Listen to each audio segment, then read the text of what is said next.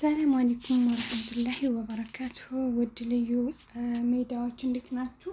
የልዩ ሚዲያ ተከታታዮች እንዴት ናችሁ? ደህና ናችሁ ሆይ? አልሐምዱሊላህ እኔ ሰላም ነኝ። እናንተ እንዴት ናችሁ? ሁሉ ሰላም አልሐምዱሊላህ። ከኔ ጋር ሁሉ ሰላም ነው ውዶቼ። አላህ ሰላም ያድርገን በያለንበት ኢንሻአላህ። ውዶቼ ቻናሌን ሰብስክራይብ በማድረግ ተባበሩኝ ኢንሻአላህ።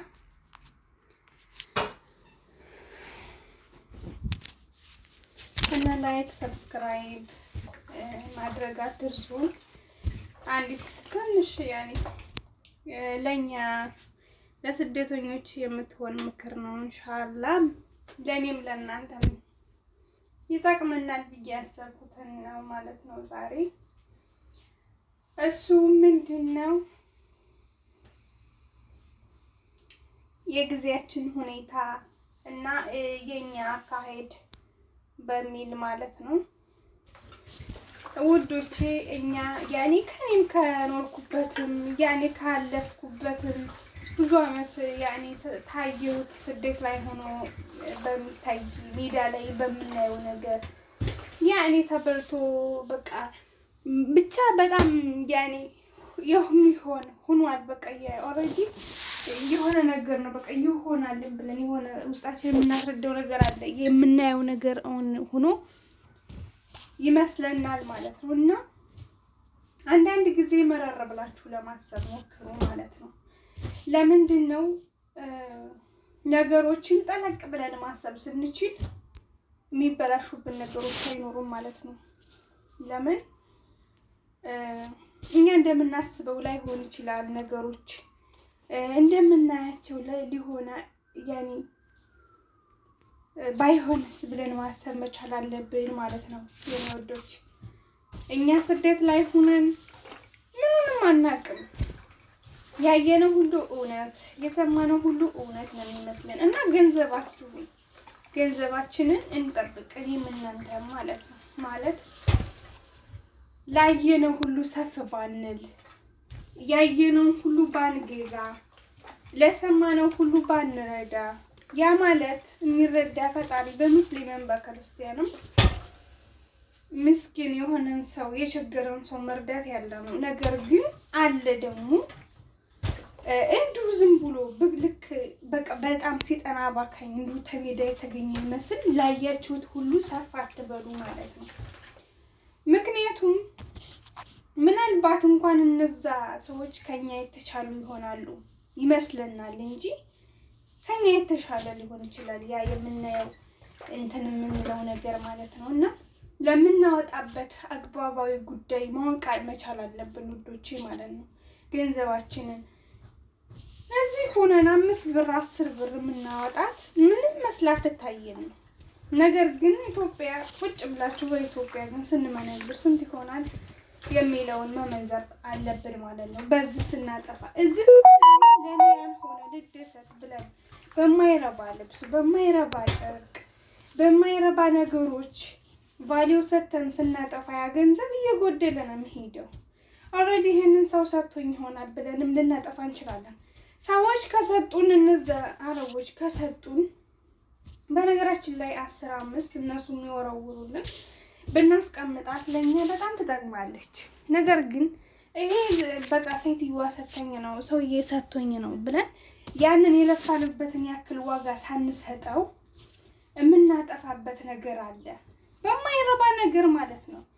ዝም ብለን በቃ ለኔ ካልተደሰትኩ። ነገር ግን ውዶቼ እውነተኛ ደስታ ያለን እኛ ኢትዮጵያ ነው። ይሄንን አምናችሁ መቀበል አለባችሁ ማለት ነው። የኛ ደስታ በሀገራችን ላይ በራሳችን ህይወት እንጂ እዚህ ሆነን ኦኬ አረቦች የሆነ ቦታ ይዘው ሊሄዱ ይችላሉ እንደፈለግን የፈለግነውን በልተን የፈለግነውን ባክ ምን ዱንያ ምናምን ብለን እንትናል። ነገር ግን መተን በራችን ሳንደርስ ያ ደስታ ይጠፋል። ለምን ያው ነው ተቦታችን አልተነቃነቅንማ። ያው ቦታ ነው ለኛ ማለት ነው። ያ ማለት ራሳችንን ጨቁነን አይደለም ዱንያ ነው። ግን 5-10 ስንይዝ ነው እኛ እንትን ማለት የምንችለው ማለት ነው፣ መቆጠብ የምንችለው። ነገ ደግሞ ተቆጠበና ሀገራችን ላይ ክብር ኑሮን የክብር ኑሮ በቃ እንኖራለን። ነገር ግን እዛ ሄደን አሁን ያመነዘርነው እንደገና ለካ የማደርግ ይችላለሁ። ግልት ነው ይሄን ያህል አመት ሰርታ ነው እንደዚህ። ኦኬ እኔም ሰርቼ ነበር እኮ በአመት አይሆንም። በነገራችን ላይ በአመት አይሆንም። ብር በመያዝ እዛ ያለ ሰውም ደግሞ ጥንቁቅ ሰው ማምረጥ ያኔ ተደረገርሽም ከሆነ ገንዘባችሁን በጥሞና መመካከር፣ ወንድምሽም ከሆነ እንደዛው እንዴት አድርገሽ እንደምታመጪ ማስረዳት። ልካሽ ዝምታ አይሆን ይሄን እናድርግ እያልሽ ገንዘብሽን እያንዳንዷን በቁጥጥር ስር ማዋል አለብሽ ማለት ነው።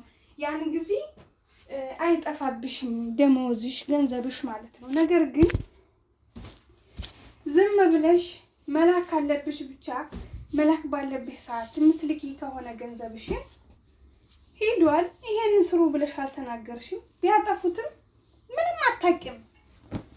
ነገር ግን ይሄን አድርጉልኝ ከዛስ ይሄን ያልሽውን ስራ ደግሞ አሳዩኝ ማለት መቻል አለብሽ። የሰሩልሽን ስራ አሳዩኝ ማለት አለብሽ።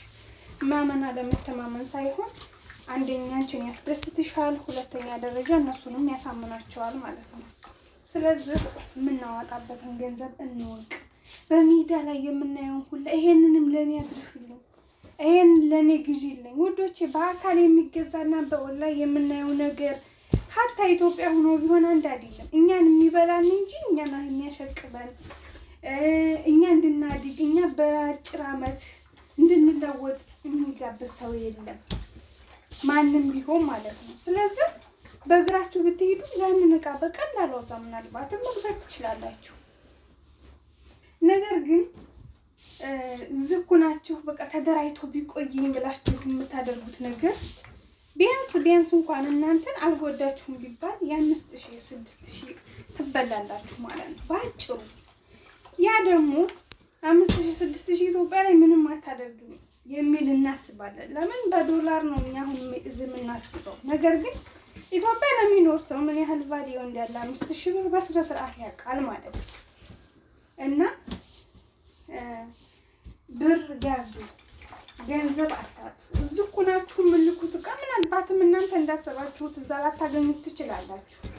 ወይ ቤተሰብ ይጠቀምበታል፣ ይዋሱበታል፣ ብቻ የተለያየ ነገር ቤታችሁን ሄዶ ያኔ በስርዓት እንትን ላይ ይችላል። ነገር ግን እናንተ ፋሽንም ሊጥለው ይችላል። እናንተ ስትሄዱ ድረስ ተዝህ ያሰፍ ያላችሁበት ነገር ተዝህ ስትሄዱ ደግሞ ሌላ አዲስ መጥቶበት በቃ ጎረቤቶቻችሁ እህቶቻችሁ ሌላ እቃ ገዝተው ገበያ ላይ የምታዩት ሌላ ይሆናል ማለት ነው። ስለዚህ ዘመኑን የጠበቀ በእናንተ በምትወዱት ስታይል መግዛት የምትችሉት በራሳችሁ በእግራችሁ ሄዳችሁ ህይወታችሁን አንድ ብላችሁ ስትጀምሩ ለራሳችሁ እንጂ ሰው እንትን ሊልላችሁ አይችልም ማለት ነው ውዶች። ሰው ግዙልን አትበሉ። ዝኩናችሁ ለምንስ የቀረጥ ትከፍላላችሁ? ዝኩናችሁ ለምን ውዶች? ሰንቶት እየተሆነ ያ ሰው እኮ ገበያ ከከፍኩኝ ያኔ ሁሉም ገንዘብ ለማግኘት ነው። ገበያ እንዲከፈት ምንም ቢል በአካባቢያችሁ ከሆነ ለመግዛት አስቸጋሪ ከሆናችሁ በአካባቢያችሁ ርቀት የሌለው ከሆነ ብትከፍሉም ችግር የለውም። ነገር ግን እኔ ብቻ እንጃ በጣም የኛ ነገር እንትን ይላል ማለት ነውና ነፍሱን እንወቅ። ከኔ ቀጥሎ ነፍስ ማወቅ ጥሩ ነው። እንደገና ደግሞ ብዙ አመት ከመስራት ይልቅ ኢትዮጵያ አንድ ጊዜ የሁለት ወር የወር ያክል ሄዶ አይቶ ተንፍሶ መንጣት ለኛ በጣም ከአንደኛ ክፍል ልክ 12ኛ ክፍል እንደመጨረስ ያክል የሚያገለግለን ቢኖር ኢትዮጵያ ሄዶ መንጣት ነው ማለት ነው። ኢትዮጵያ ሄደን ስንመጣ የእያንዳንዱ ሰው ባህሪ የእያንዳንዱን ነገሮችን ሁሉን ነገሮችን መረዳት እንችላለን፣ ማየት እንችላለን። ምን ያህል ብንሰራ ምን መስራት እንደሚችል ያኔ ብንመጣስ ኑሮ ያስቀምጠናል ወይ ምናምን ሁሉን ነገር ብቻ ኑሯችን እንዴት ነው በቃ።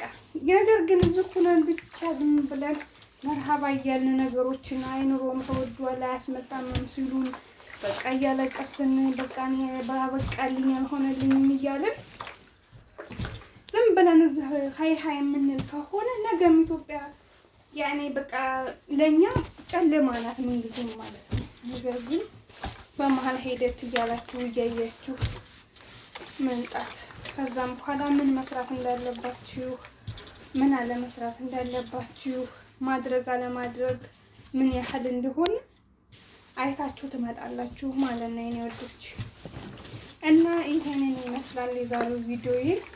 ሼር፣ ሰብስክራይብ፣ ላይክ አስተያየታችሁን በኮሜንት አስቀምጡልኝ፣ አበረታቱልኝ። አያስከፍልም። እኔው የእናንተ እህት ነኝ፣ የመዳም ቅመም ነኝ እንደናንተው። እና ሰብስክራይብ አድርጉልኝ ቻናሌን ኢንሻአላህ።